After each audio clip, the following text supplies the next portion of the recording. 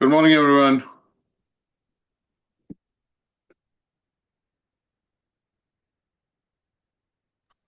Good morning. Good morning, and thank you for joining. We're going to just make a quick start today. And I think if others join, then they will obviously join when they join. So today's topic of our discussion in English writing is essentially to understand how do we organize our writing. So sometimes, when we do think about obviously communicating our thoughts, and sometimes it is to be done when you need to write something, then what we need to know in this case is how do we look at the different styles of writing and how do we organize our writing.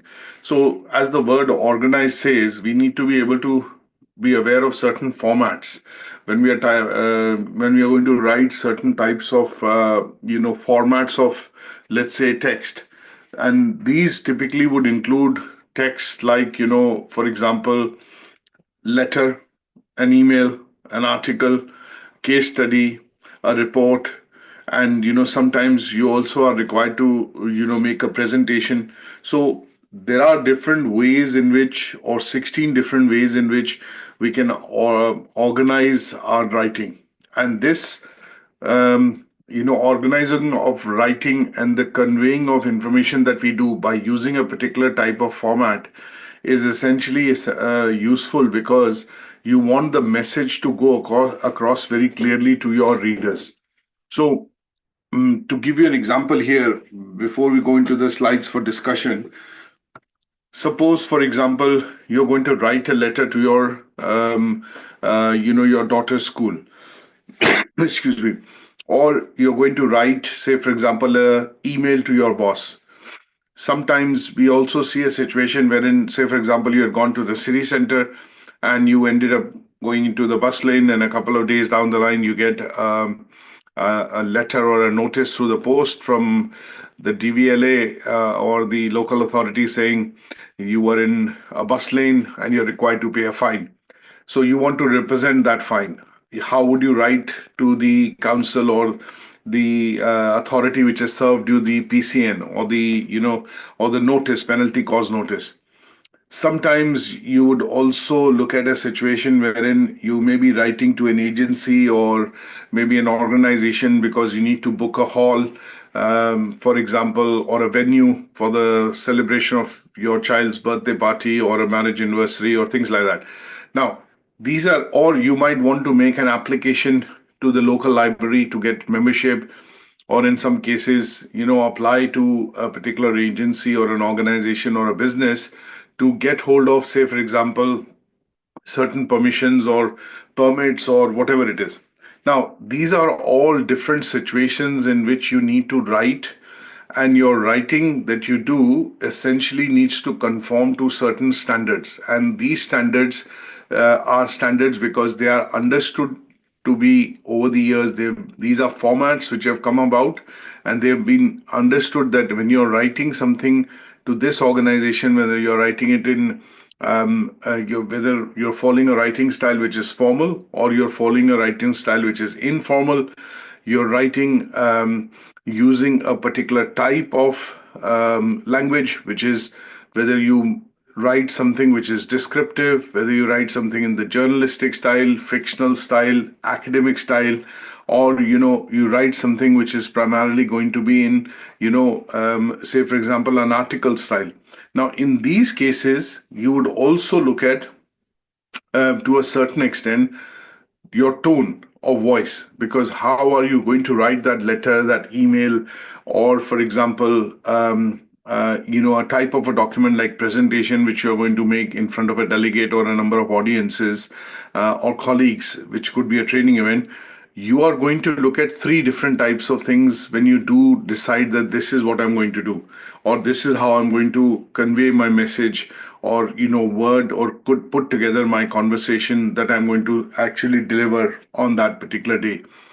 Now, first thing you look at is structure in terms of how you would organize and, obviously present facts, data, statistics, bits and pieces of research, or in some cases, evidence along with the letter, email, article, case study, whatever you're writing. The second thing that you're going to look at is how concise, clear, and precise you're going to be in writing. Because there are, for example, situations wherein you are, say, for example, you wear the hat of an author and you write a book. If you're writing a fictitious book, you would obviously create a story, a plot, and you would not give away the plot very easily. But you will obviously take the reader, engage, immerse, and obviously then at some stage towards the end chapters, you will explain or start coming up by giving or bringing up the goods to say this is how it was or whatever it is, because you want the audience to be intrigued, you want the audience to be engaged, you want the audience to stay with you in terms of their interest and curiosity. And at stages of writing, say for example that book, you might divide it into different chapters. Each of the chapter dwells into something, provides some information, but builds, keeps that curiosity going, builds it further, and then towards the end chapter you end up disclosing what was the plot and what the story was all about. So in some cases, when you're reading a book or a novel, or say, for example, you're going through a case study, you are going to be maybe giving the information, but you're not going to be precise or concise in this case. You're going to be precise, but you're not going to be concise. But you make that information, you divide that information into different sound bites, and that would mean that you are going to give the story or the end result towards the end, but you want to keep engaging with the audience or the reader who's reading that book. But now, if you're writing a letter, say for example, you're writing a letter which is a representation to a penalty cause notice for a parking fine, for example, and you feel you've been given this fine unjustly and you're representing it, you want that letter or the communication to the council or the authority to be very precise and concise, because you're going to talk about the problem, you're going to discuss why this was issued wrongly, you're going to maybe attach an evidence if you have some, and then towards the end ask for a resolution. So in this case, your letter is not just very clear, it is concise, but it is also very precise in terms of what action you want as an outcome of that communication that you're writing. So it is very important in English when you look at writing and you look at how you organize your thoughts, how do you convey them, and what is the format in which you convey them, specifically looking at three types of things, which is the use of language, the type of language, the tone of voice, and then how the structure and the organization of those thoughts or your conversation, or for example, the information that you're trying to relay is going to be presented across. Now, these are some formats that I'm going to share with you, which are visual. And what you need to do is obviously remember and memorize these formats, because this is what are formats which have become now over the years. They have been used for decades and centuries. They have become something which are acceptable formats. And when we presume or when we look at assuming, if I ask you to close your eyes and I ask you to look at visualizing how a letter looks like, a formal letter which comes to you. Say, for example, you're receiving a bill from your electricity payer or a gas bill, from your gas supplier. You are going to look at visualizing that letter. Assuming you get a promotion letter from your office, from your boss, or from the HR department, how would it look like? Assuming with your closed eyes, you imagine if you bought a paper from the newspaper agent today, and then when you look at the headlines and the front page, what kind of information is given and how is that information given? You normally see there's a big headline, there's a big picture with some caption underneath, and then there are smaller columns which are written with bits and pieces of information. Towards the end, it says continued, and then it says continued on page 5. So you basically, what the editor of the newspaper has tried to do is give you all the bits of important news on the front page of the newspaper, and then there are bits and pieces of that to gauge and obviously engage with you to get interest. What they are going to then do is obviously the less important information, they're going to transfer it onto a corresponding page in the newspaper, which you will get, or only you'll get the summary of it or the brief snippets of it on the homepage. Or when I say if it's a website, it's homepage. If it's a newspaper, it's the main page. So visualizing, looking at, if you look at an email now and you with your closed eyes visualize how an email looks like. When you get an email in your Gmail, Yahoo, or Outlook, or whatever client you use, you normally see that when you get an email, it has a subject, some date visible, and obviously some one or two lines of text are visible if you've had a preview section open in your email. Now, if you don't have, then you see a one line across in terms of the rows, and in that you have an email, the sender's name, the time or date stamp, depending on what you've switched on, and then you see just the brief one line message. And when you click on it, it opens up, but it opens up into a definitive format. So you will see a two row, you will see a from row, you will see a subject row, and then underneath that you have a box or a space wherein you'll actually read the email, which will actually have the actual text of the email. Now, these are things I'm visualizing right now in my mind, but what I'm going to do is try and show you some of these formats visually so that you can relate to them. And when we do need to write, we need to organize our thoughts, information, and let's say, the information that we are trying to give away in that particular type of document, which could be a letter, a case study, an article, a report, an email, whatever may that be. You need to basically organize it in such a way so that when people look at it, one, they get a clear impression that this is a letter, or this is an email, this is a formal letter, this is a case study, this is a report, or this is an article. But the other thing, what you'll also keep in mind is that the way you're writing would include three elements of writing in English. One is how you use the language, whether it's formal, informal, what type of writing style is it, whether it's descriptive, fictitious, journalistic, academic, or factual. There are five types of styles of writing. And then the next one that you're going to look at is the tone of voice. Is it authoritative? Is it pessimistic? Is it optimistic? It is sarcastic? It is funny? So there are different types of tone of style of writing that could also give the reader some sort of an impression that what you're trying to convey and how you're trying to convey, and what is the route in which, or the style in which, in this style used in terms of conveying that information. So that is what is required when we look at this particular topic that we want to study today, which is organize your writing correctly according to the purpose of the text. So if you're writing a letter, there has to be a way you write the letter. If you're writing an email, there has to be a way or a particular format in which you write that email. Whether it's formal or informal, but roughly the format will remain the same. And that is what we will look at in addition to the textual features that we discussed yesterday. So some of you, do you recall the textual features that we discussed yesterday? For those of you who are with me on the session yesterday, do you remember the textual features that we discussed?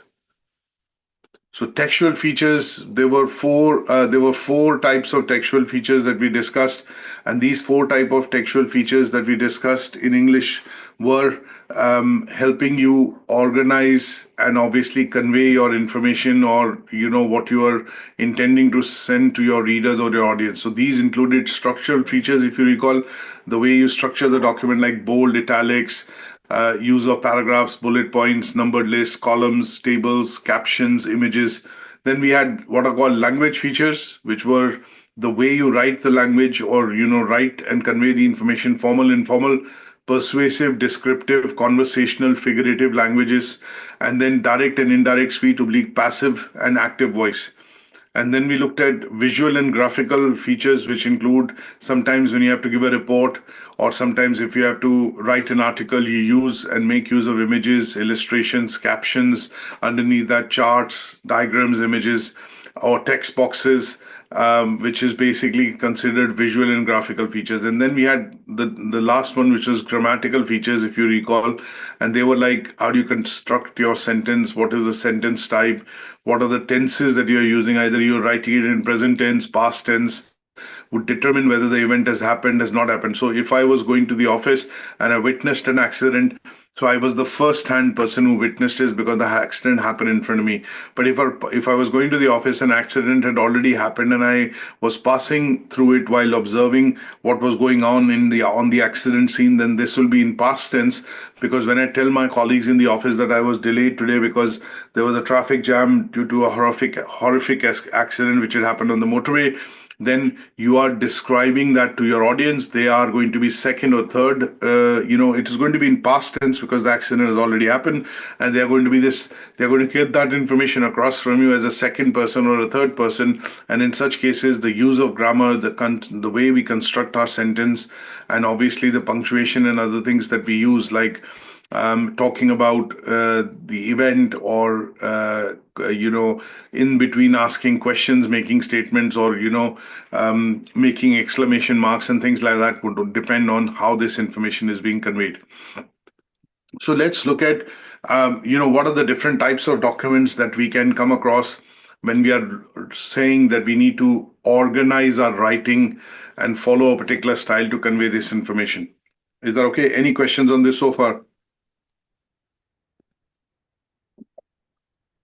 So let's look at it visually. Now, what type of written document is this? When you look at in your on your site, what do you think is this kind of a document? Is it a letter? Is it an email? Is it a review? Is it a manual, a report, article, or an advert? What do you see? If I look at this kind of a format, when you have a title on the top, you have step 1, step 2, step 3, or you see a list, you see a text box, and you see a list, and there are some 1, 2, 3, 4 bullet point given, or numbered list given. What kind of a document would this be? Article. Okay, which one? The title one or the list one? The Okay. title. Okay. Why do you think it is an article? Because it's having a title. You have step 1. It can be anything. It can be a picture. It can be whatever. Right. Okay. Anybody else? We'll discuss this. Maybe it can as well be a formal letter. All right. Any other thoughts from anybody else? Right. So there are a couple of things. It's a good try, but obviously I don't think that is going to be an article.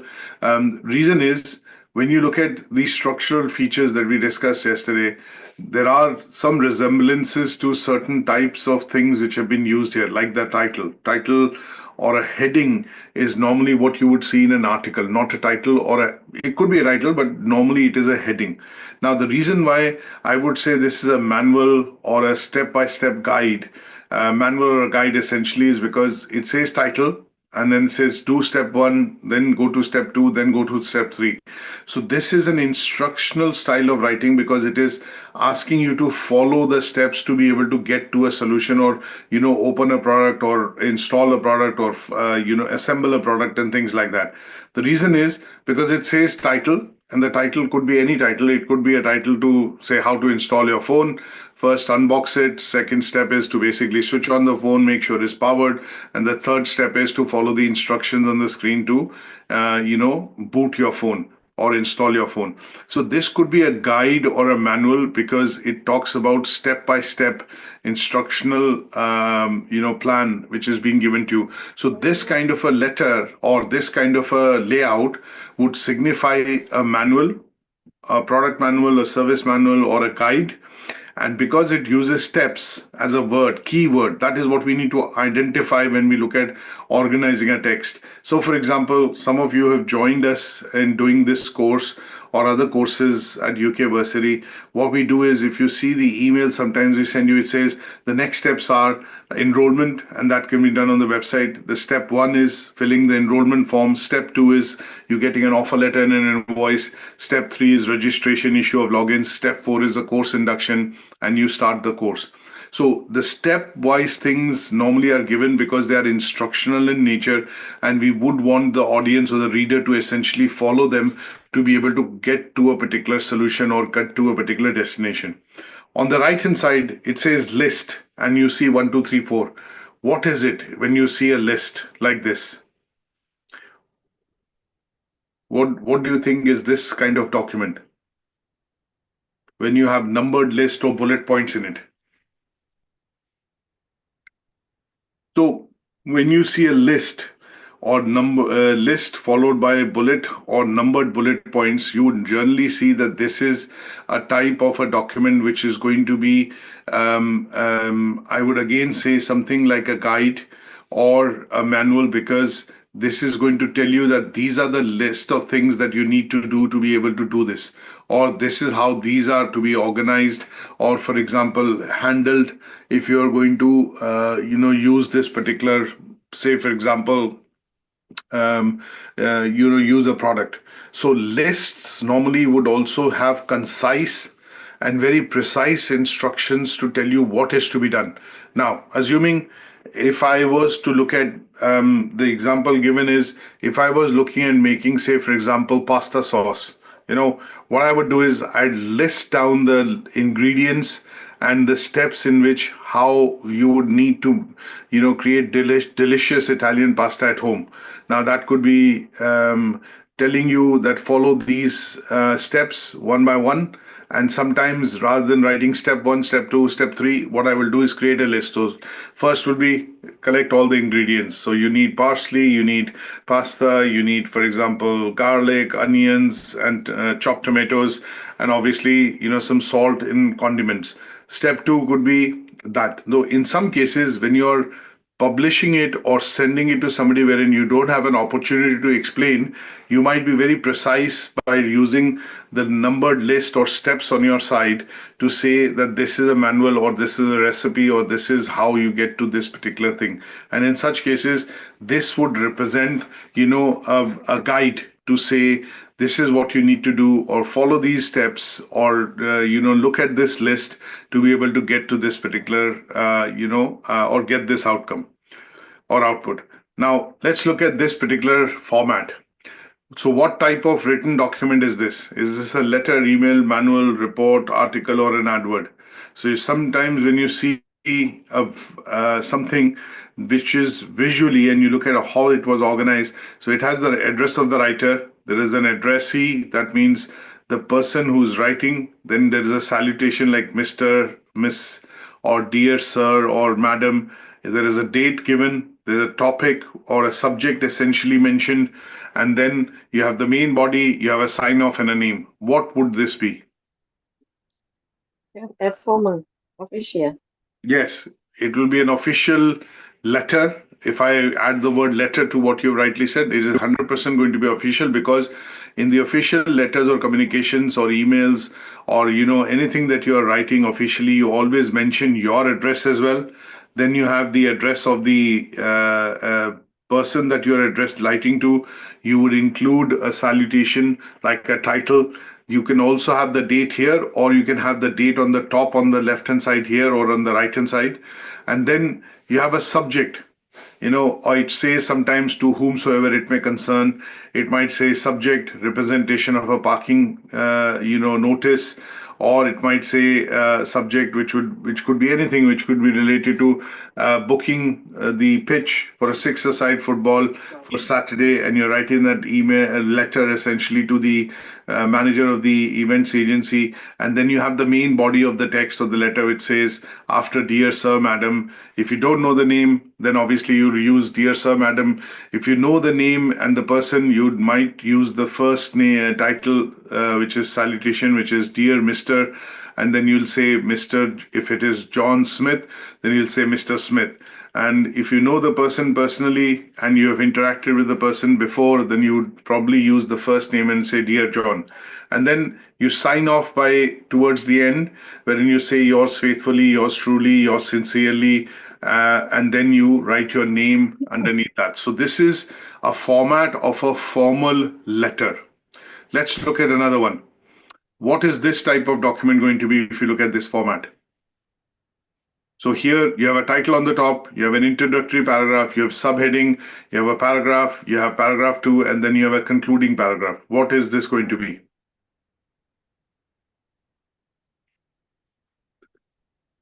Any ideas?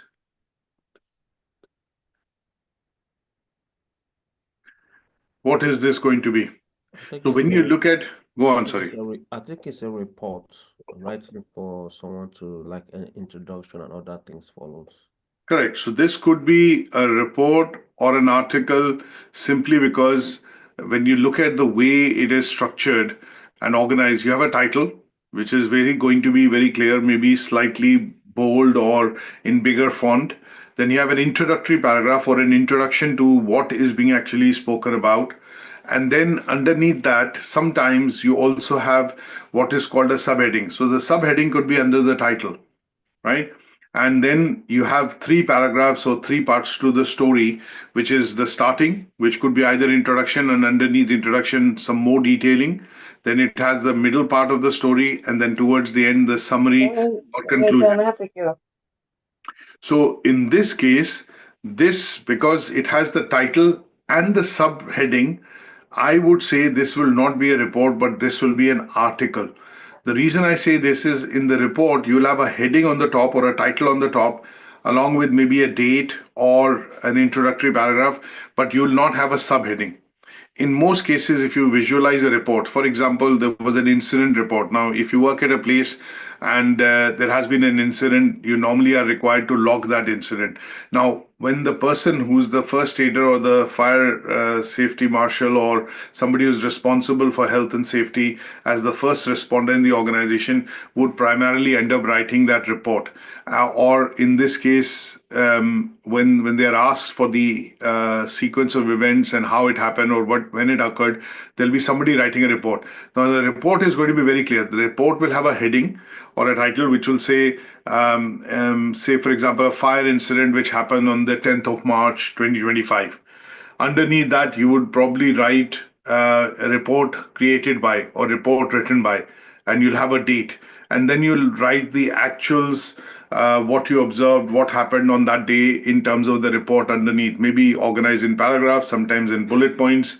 And you don't end that report by writing your name, kind regards, sincerely. There is nothing in terms of a closing statement because it is a report and all the details that you're going to include in that report are all already on the top. So title, compiled by, written by, witnessed by, and then the date, all the main parts are above. Now, if you were looking at an article, the article would be, say, for example, let's discuss the impact of climate change on the environment.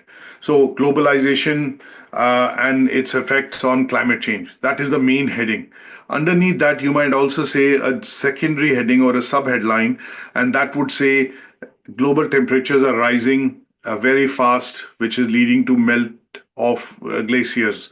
Or you would have some sort of a summary underneath that because you are wanting to give away some part of details of what is going to be in that detailed document. And then you start off with an introduction. You basically lay down the foundation of what is going to be discussed. In the middle part or the mid paragraph, you will discuss the details of what is being discussed, like which is global warming.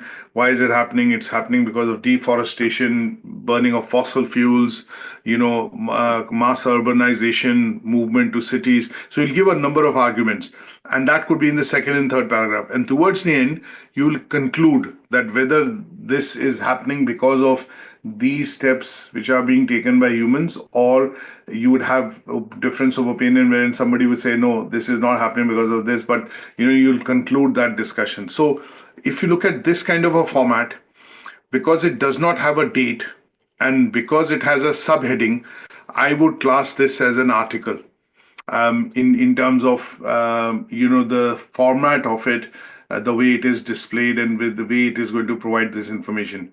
So this type of format is normally used for an article. Let's look at the next one. So what do you think this type of document is? When you have a big heading in the middle, you have some text here, you have a subheading, you have text here, you have some sidebars, which are basically again some columns essentially using some text, and then you have contact info such as website and other things. So what do you think this is going to be? If you I see think this it's an kind of, advert. Adverts, yeah. sorry, this is going to be, Advertisement. okay, this is going to be an advertisement. And why do you think this is going to be an advertisement? Yeah, because of the big heading where the text is, you still have some subheading and even the contact. The content is info. such as websites and blah, blah, blah, making it a bit of advertisement. Okay. So if you, that is fine. It could be an advertisement.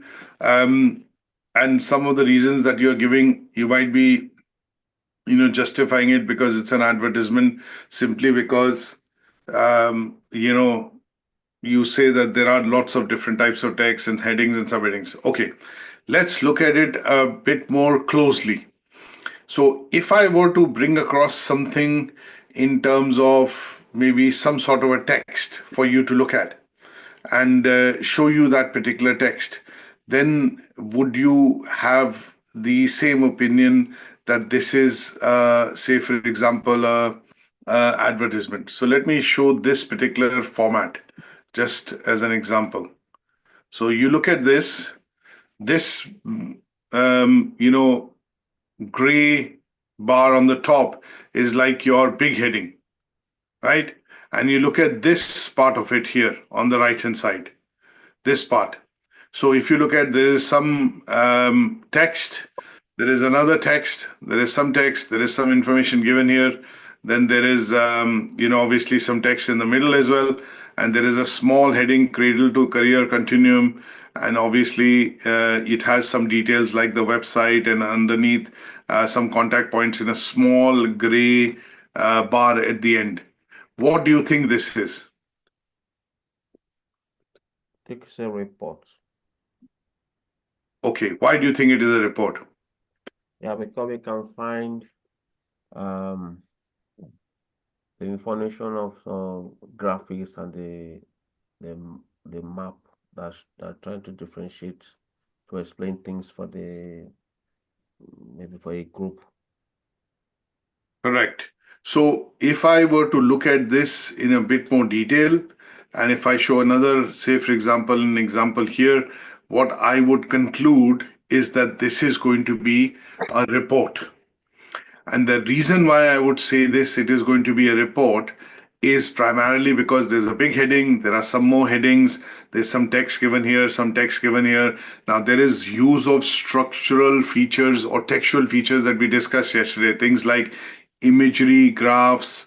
We have some structure in terms of the document being divided into, one column, two column, three column. Obviously, there are two pages, but if I just look at one page, this is like a two column format. So you have a bigger column here, and then you have a smaller column here, and it is further divided into, smaller rows to highlight, important texts or bits of information.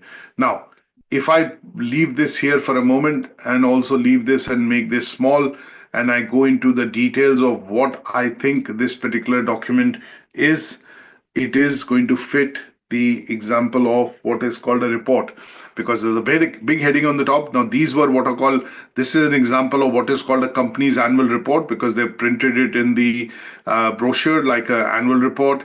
And this is like a website report, which basically has contact points like website, phone number, Twitter handle, and a couple of other things given. So this particular format, when you get to see, essentially in terms of a document or some sort of a paper, you're going to quickly deduce that this is a report. Now, these reasons is because there are multiple ways in which the information is organized. There are some headings, subheadings, there's a lot of text which has been given. The text has been organized in a way which basically conveys important information. And then towards the end, there are details or contact points given in terms of how would you want to contact that person if you want to buy this report, read this report, get more information about the report, and there will be some bits and pieces given. Now, whether this is a report that you would be able to create on paper or whether this is a digital format of the report, if I go into this kind of a detailing, I would say this closely resembles this type of document, which is this one, because there is no way that in a Word document, it will take you a lot of time to create this, but essentially on a website or on a forum electronically, if you were trying to do, then this could actually be easily created because it's a three-column layout. So there is one, two, and three column layout. There's a bigger column in the middle. and there are smaller columns on the left and the right hand side, and then it has what is called a banner heading on the top and a banner or a footer towards the bottom. And this resembles a report that you would normally read on a website, but essentially this will be a report. Now let's look at another type of document, and obviously look at what kind of visually what kind of document is this going to be. So any idea when you look at this, what kind of document is this going to be? So you have a title, you have some supplementary information or subtitle underneath, you have a subheading, you have paragraph 1 and 2, and then you have a concluding paragraph with some sort of an overall rating. Where do you find ratings essentially? It's an article. Sorry? Okay, it's an article. Article. Where do you find ratings essentially? Review. Review or ratings, where do you find them? When you place order. So when you write say for example, you have gone on a holiday last year and you placed a review. Where did you place the review? The website. That is correct. That's a website. Or you place a review on some sort of a digital platform, which is going to be either a website, a forum, or a proprietary website like TripAdvisor, FIFO, Trustpilot, some of these sites which actually collect reviews. You might be doing it on a hotel website. Some hotels now or places that you go to also serve you electronic questionnaires. They serve you surveys essentially through the email. In some cases, they might, when you're checking out at the reception, they might give you a feedback questionnaire to complete. And these kind of documents, when they are given, they now over the years, obviously the frequency has changed to online format. But if I go back 10 years or 15 years and you visited a place, you went to a hotel, you booked, for example, a cinema or a experience ticket on any sort of an event, then you would be normally served a questionnaire or some sort of a feedback questionnaire, a survey or a form which would say, could you provide us this information which will be valuable for us to improve our services. And in such cases, you would generally see that it'll have the title, which could be a company logo or a company logo with its tagline. Then there'll be some supplementary information which will tell you exactly what this document is. It's a feedback questionnaire, it's a survey form, it is something which is to do with, say, for example, I would say a small report that you're helping to compile. And then underneath that, it'll give you further information of why this document is being given to you, because you're a customer, you are a supplier, you might be somebody who's important, and that is where they would ask you to identify this document by putting a subheading. And then there will be some information that will be given which you'll interact with, and towards the end maybe there might be a star rating style, a number of stars that you click, or they might be saying you give us 1 star, 2 star, and you tick one of the boxes.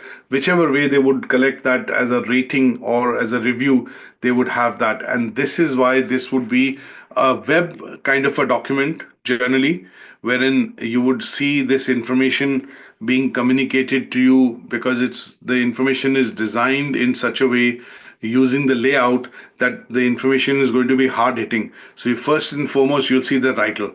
Second, it could be a GIF image. Sometimes when you see animations on the website, the banners are moving.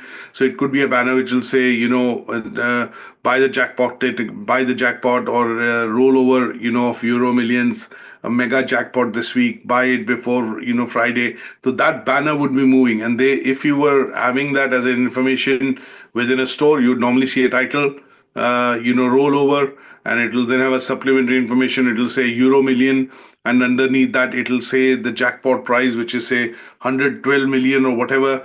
And then it will have some information underneath how to buy, or how to buy your ticket, or where to buy your ticket. And then there might be some instructions, and then towards the end it will say, don't miss out a chance, or something like that, or don't buy it today rather than wait till later, something like that.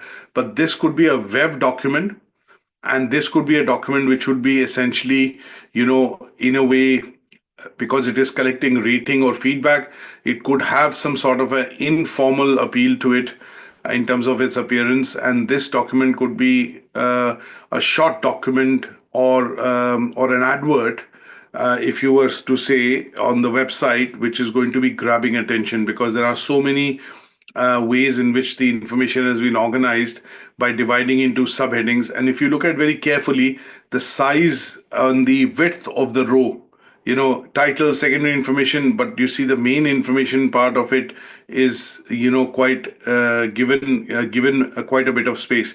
If I go back to any other document, you would see this again as a visual feature. You need to be able to observe minutely to say, look at how much space is being given to heading and contact info. And if I look at another document, you generally see that some part of this is organized in a way wherein it also gives you some visual clues of how this information is being organized. So this could be some sort of an advert, but essentially related to I would say some sort of a article in general if it was on a paper, because there will be title information, there could be subtitling of that article compiled by, written by, then there could be a subheading that you would write like effects of globalization on humans or something like that, or effect of globalization on animals. And then you have that information organized in some way. And towards the end, you might be collecting feedback or review to say, would you agree with the thoughts presented in this article? Tweet or use this Twitter handle to let us know your comments and obviously, your feedback. So this could be a web kind of a report, but it is generally going to be an website kind of displayed. The medium through which this is going to be used or displayed is going to be a website or a forum online, and this is going to be more or less a article. Now, having understood that these are the visual formats of documents, so there could be a letter, an email. So if I show you some of the other types that we would want to just look at very briefly, if there was because in writing exam, you will have what is called, 4 types of things which can come in the writing exam. So if I look at one of the, 4 types of written documents to organize text. Organized text can be asked in the writing exam. Now, what are these 4 types going to be? One is going to be an email. The second is going to be a letter. Now, this could be an informal letter or formal letter. The third is going to be an article. And the fourth is going to be a case study or a report. Right? These are going to be 4 things. Out of this 4, you'll be asked to write 2, which can come in your exam. Now, what we want to be able to look at very briefly is what are these 4 types. So if I were to look at giving an example of how an email looks like, you would generally see the email, something that we get every day. And what we get to see is this is a type of an email that you would normally write in the exam, because this exam happens on a PC. So essentially what you're going to do is, if I put this onto a different slide, let me just quickly show this. So this is an email. So this is how an email would essentially look like when you write. Now, because in the exam, where you have a limited editor, which is going to be given on the top, which will allow you to essentially, have things like these. You have formatting available, which is to left align, right align. If I look at showing you this center align, this kind of a formatting would be available in your exam. When you do your practice test, you'll be able to see, you'll be able to increase the size or decrease the size by which is control over the font. You would also be able to format it. That means you could bold it, you could underline it, you could use italics, and that would be something which would be available to you in the limited editor that you're going to get when you do your writing exam. But you should know the format. So when you get an email to write, there will normally be a 2 column on the top. There'll be a subject column, 2 row. There'll be 2 rows available. So one of the rows that you're going to get is a row which will essentially show you where to write the email address. The second row would be a row wherein they will show you or it'll be a space given wherein you'll write the subject, and you'll have to firm up the subject appropriately. Then obviously, if you're writing a formal email, email can again be of two types: formal and informal. So if you're writing an email which is formal, you would always start with dear sir, madam, or if you know the name, dear Mr. So and so, comma. Then you have three parts to that. You have a starting, what you are writing the email about, then you have the main contents of the email, and towards the end, what is the action or what is the deductive result you want, why you're writing that email will be mentioned here. And then you use the right closing sentences, or in this case words, which is to say kind regards, best regards, regards, and then you will sign with your name. So this is an example of how you would be writing an email. But if it is a informal email, you'll probably start with hi Morgan, and then you write in a way wherein you are using the language in a much more relaxed writing style, is going to be much more relaxed. And obviously you'd be using things like if you are, like you're written in a conversational way. You are not writing if you are, or you'll rephrase this. If I was writing it in a formal way, if you're interested in discussing this more, would you be open to a short call or on Wednesday at 10 a.m.? So if I was writing it more formally, what I would do is, should you be interested in more information, then we could meet, or you could write in a way where you can suggest that we could meet online via Zoom or Teams meeting on Monday or Wednesday between 10 and 2 p.m. So you're giving options of timings, and obviously your wordings is going to be slightly different. But one of the things that you're going to be asked to write is essentially an email. And here, because it's a written exam, your email will have to be between 150 to 175 words minimum. So you should have three parts in the email. One is the opening paragraph, then middle paragraph, towards the end, what is the action that you're asking, or the resolution you're asking, or what you're suggesting, and then ending your email with your details. So this will be the first thing that you will be asked to write. Now, the second thing that you would be asked to look at would be a letter. There will be two things which can come, and this would be the second part which could be asked to be written is a letter. Now, again, when we look at a letter, the letter could be a formal letter. It could be written in a way wherein it is a formal letter or an informal letter. And again, the word count in this is going to be, anywhere between 175 to 225 words. 175 to say 200 words. Because it's a writing exam, you're expected to write your grammar, your punctuation, your sentence construction. Everything has to be, spelling mistakes can't be done, and your marks are going to be deducted. But this is how you would be looking at writing a letter. Now, if I was to show you an example of a letter, this is how a formal letter would look like. When we looked at some of the formats, we looked at the formats reason because we were looking at understanding how a letter could be written. And in such cases, the letter could be a formal letter, a letter could be an informal letter, or the way it has been written. So in such cases, you would look at choosing the appropriate format.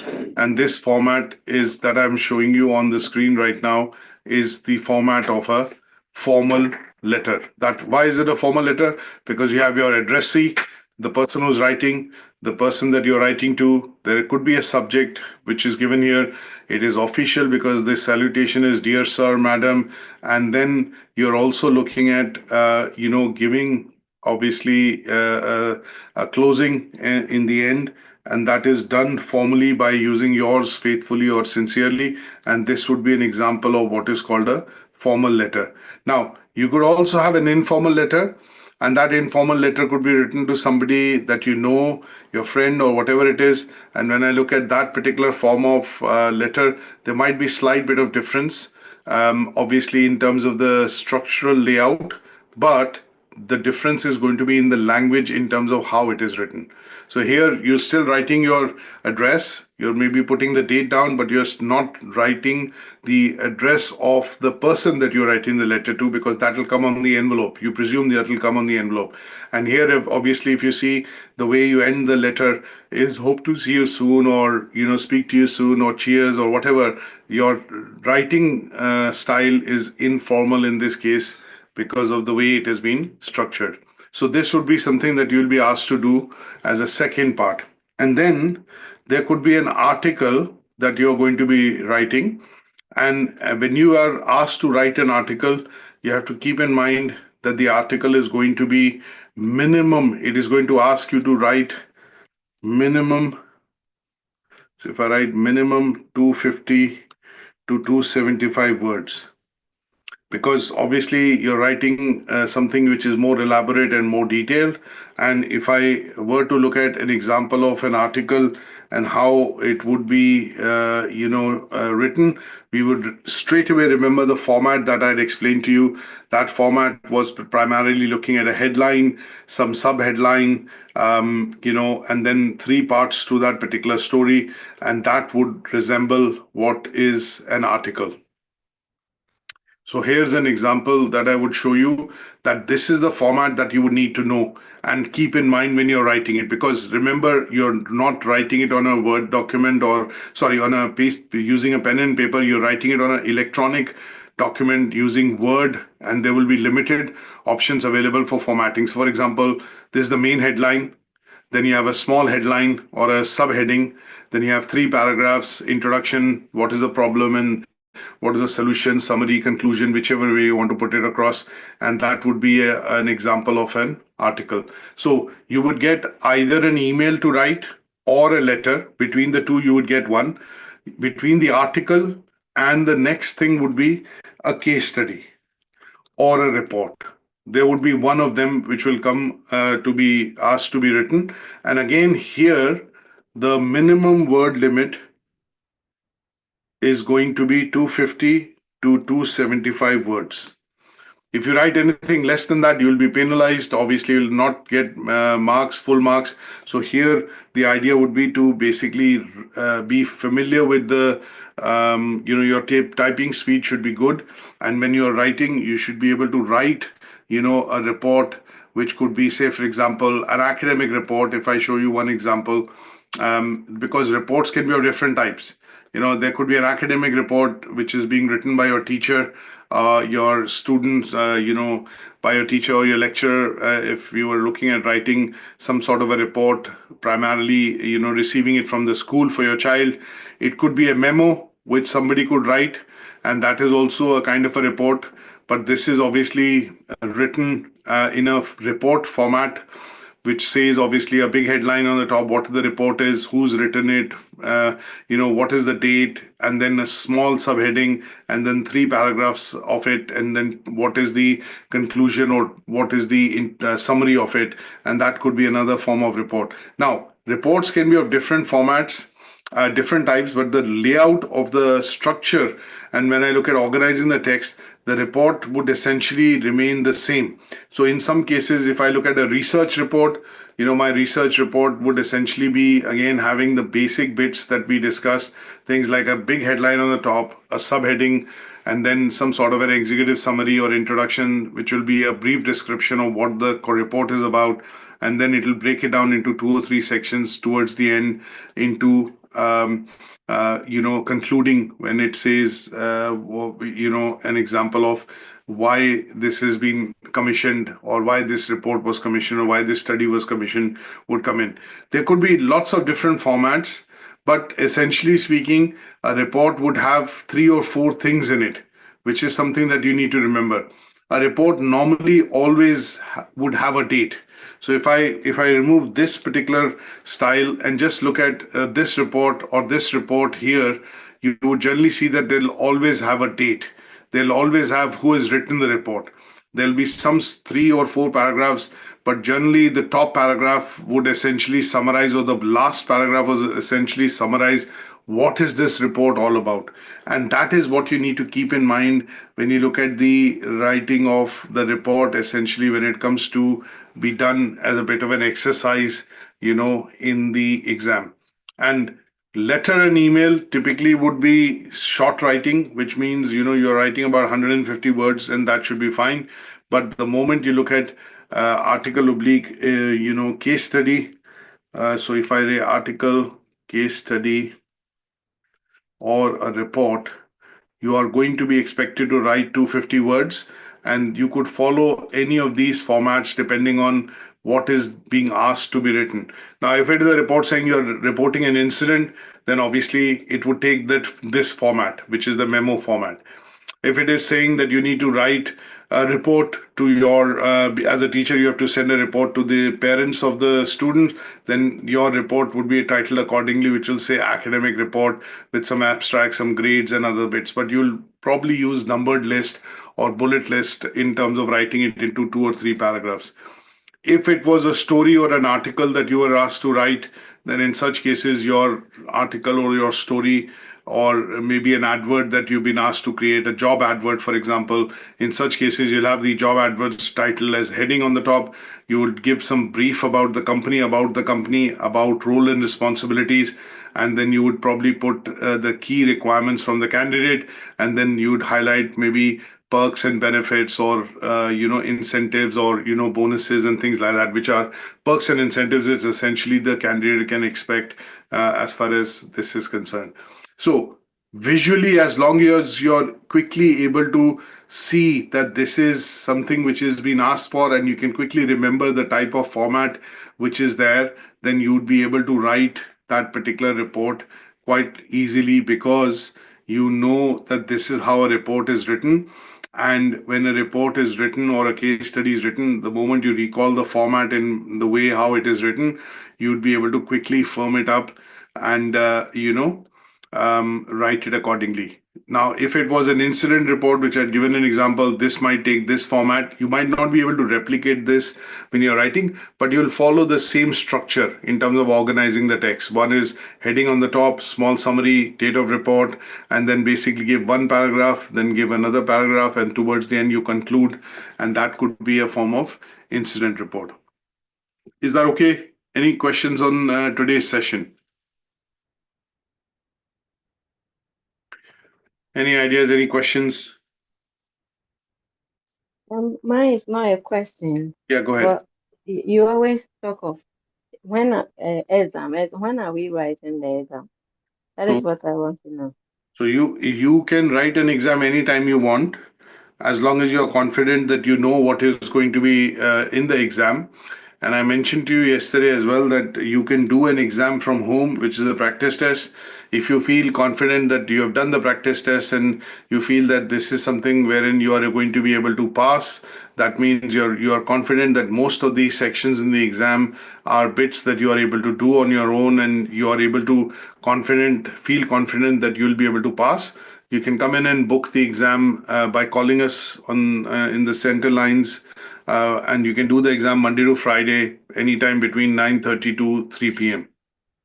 So all you have to do is call the landline. You have to book the exam, and obviously for the date that you want to come, and you can then obviously come in and do the exam. You have reading exam and you have writing exam. Reading exam is going to be 1 hour, and writing exam is going to be 1 hour. They are two separate papers. And then the speaking listening exam is also separate, because it is to do with the fact that it talks about it is primarily a exam which is related to a topic being given, and that topic would be used essentially for presentation and question answer session. So that happens in a group at the center. But you can do, and if you feel confident, you have revised all the topics, and you're confident that you are able to do it, you can come in and do the exam anytime, Monday to Friday. Now, just to show you on Moodle what we've discussed today.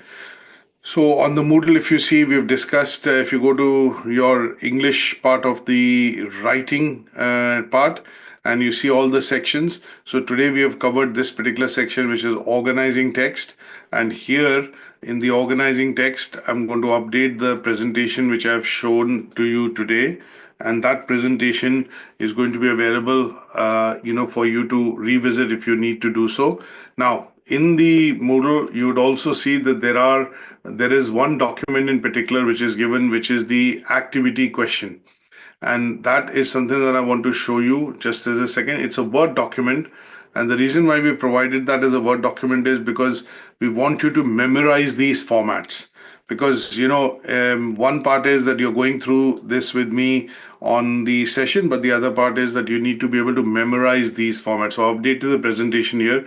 This particular document, when you click, actually will download on your machine, PC or laptop, what you're using, and then this is how this particular document actually looks like. This is a Word document.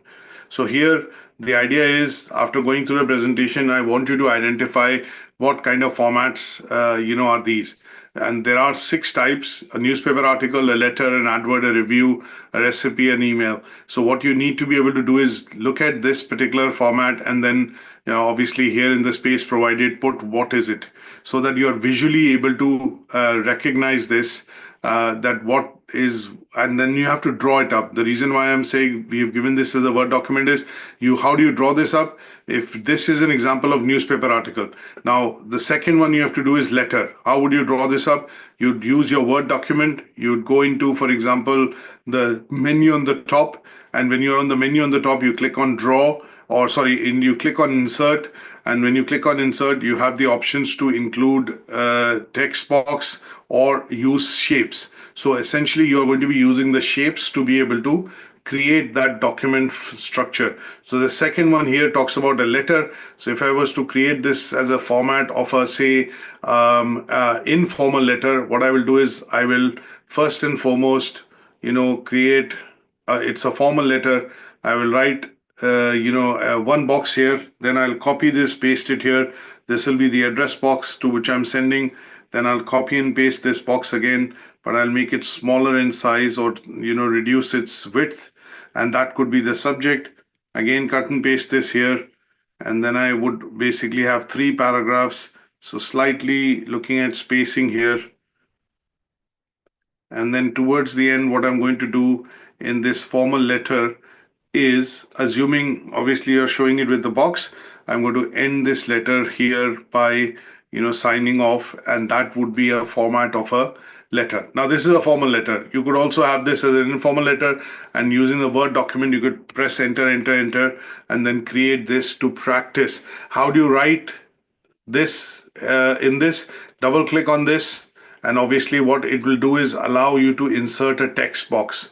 So here, what you would then be able to do is, when you say, for example, click this, and then you say insert, and insert text box.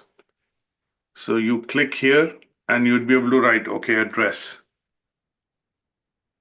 This is to practice. Some of you might not have used Word, and might not be familiar. This is a time, the idea of asking you to do this activity is to spend some time to look at understanding how formatting is done, how Word document is used, and some of the features given in the Word document is used. So this is important as an activity that you need to do, and I would suggest that you do this activity to practice what we've discussed today. Now, on the Moodle, there is obviously the answers also given. So what I can do is I can go in and unhide the answers. Once you've done this as a document, you want to check your answers. How does it look like? You can click on the answer document, and it'll open up, and it'll show you, how the answers can be done. So answers are actually given on the PowerPoint slides because the formats have already been drawn. So slide 5 will be articles, slide 8 will be your email, slide 9 will be a report, and slide 4 will be, for example, an advert, and slide 6 is going to be a case study. So this will allow you to relate to the fact that you have understood how we need to be able to organize our writing by looking into some of the examples that I've shared, and then you should be able to put your thoughts together, because the writing exam is going to be 1 hour long. You have 2 activities to do: either write an email or a letter, or the second part of the activity is going to be an article oblique a case study. As long as you can recognize it, that this is what has been asked for to be written, and then quickly remember the format and how it is to be written, you'd be able to fly through the test. Is that okay? Any questions on this? Yeah. So, if, for example, if you are writing a report Hmm. or an article, Hmm. are we to include all those pictures, even an advert, those pictures and everything? Are we to do those things? So essentially, that is where I would suggest that you need to look at, the practice test. Because one is, if I ask you to go and take a driving test today, would you be able to do that? Because you haven't done any revision, you haven't seen the highway code, you haven't revised the symbols, you haven't looked at what is going to be in the test, how the test would be served. So that is why it is important for you to essentially look at, doing a practice test online. Now, if you are aware of the practice test and the how the test is served, what kind of questions are going to come, then it will make it easier for you to essentially go in and look at that test. So one part that I had shared with you, which I'm going to show you again, on the browser, is to go in and see how the test is going to be served. To go in and check what the test would look like. So if you go on your browser and type NCFE practiced test for level 2 English. You don't even need to search. I shared the link yesterday, on the WhatsApp group. I'll share it again. So this is the NCFE website. And when I go into level 2, because you're doing level 2, you want to see how the writing format would look like. There are a couple of papers which are given. Practice test paper is also given. What you do is you click on practice test paper 2, and this would launch the test, just as if you were doing this test in the center, in the live situation. This is how the test is going to be running. So when we give you a code, you put the code in, you check your details, you click yes, and you accept the terms and conditions that you're doing the test on your own. This is a writing test which will ask you to, which will be grading you on your spelling, punctuation, grammar, sentence construction. You click continue. This is how the test would look like. It'll say in your paper, it's a 44-mark test. It's 1 hour in duration. And then when you click next, it'll say 2 parts to the test. It'll say read the information provided and complete the 2 activities. Write an email, which is the first activity. So in this case, it has been asked to write an email. And the second activity is the article. So when you click next, you'll be asked to write an email with the scenario being given.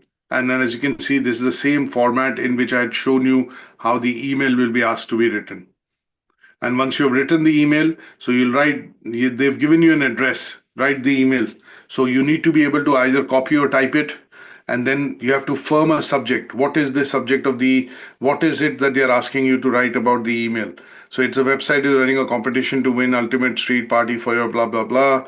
Write an email explaining why your street deserves to win this party.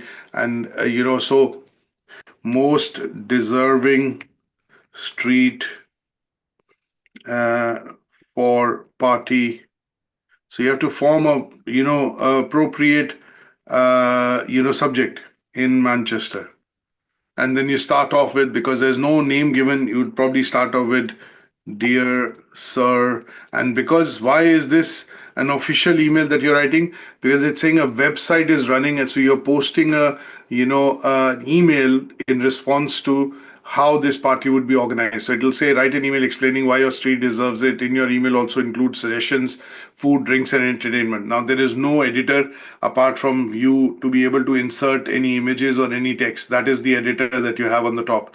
So what I can do is, if I want to write something, I can increase the font size, I can decrease the font size, I can bold it, I can change the formatting to left align, right align. But those are the only bits that are available. Now, if you've not done a practice test and you're not aware of this, how the test is going to come, how would you come in and do the test at the center and pass? Because in 1 hour, you have to write 2 activities. So this is going to be at least 170 to 175, 150 to 175 word. Second activity is write an article. Now in the article, as you can see, it's an empty box. You would start off by centering it. You would write a headline. For example, it says, read an article, write an article to your response. You read something that children are spending too much time on, televisions, computer games. So you make a appropriate headline, children spending too much time online. This is the main heading. But how would you format the main heading? I would make this bigger and bold, and then I would have a small subheading underneath, which will be talking about, how children are spending time. So, are children getting addicted to computer games, and television. So this is, a smaller heading, but what I would do is obviously format it accordingly, make it small. And then it might not be bold, but I might make it italics. And then I'll say an article written by, and you'd say XYZ, your name. And you might also put a date, which is 16th of March, 2020. You want to look at detailing because it's a written test. And then what I would do is start with left align and I'll write an introduction. Right? Then I'll talk about the main parts or main arguments, for example.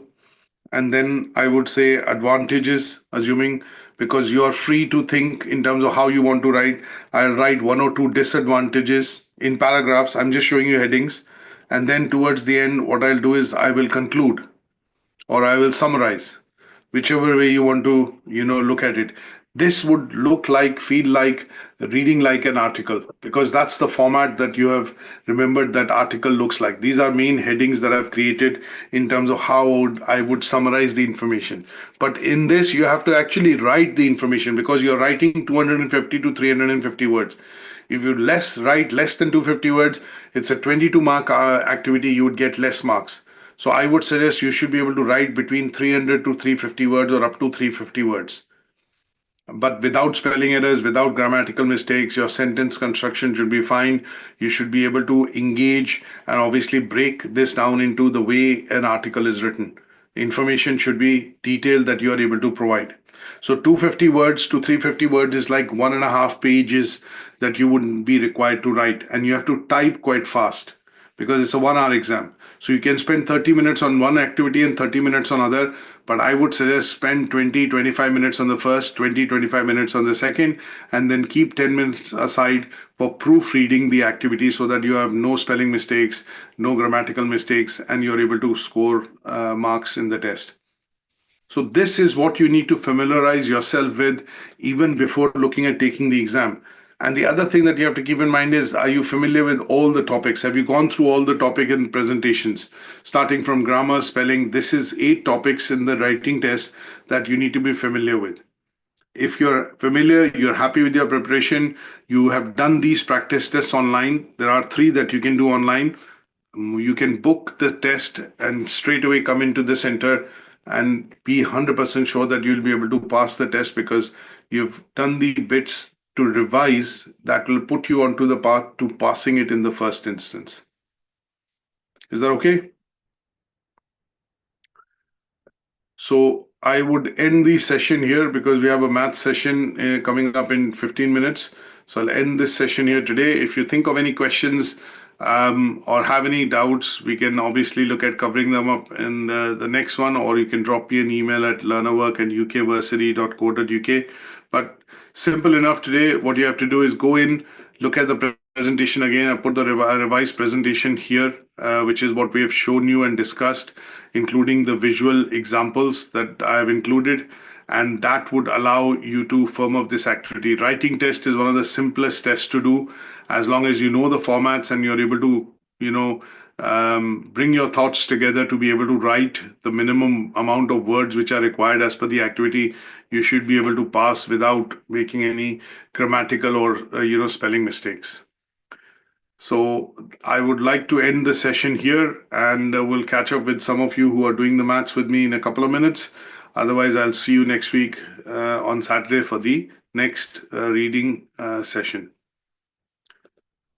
Thank you for today, and have a good rest of your day. And as always, I'll share the recording of this particular session just after this meeting in a couple of minutes on the WhatsApp group. All right. Thank you, sir. Thank you. Thank you. Bye.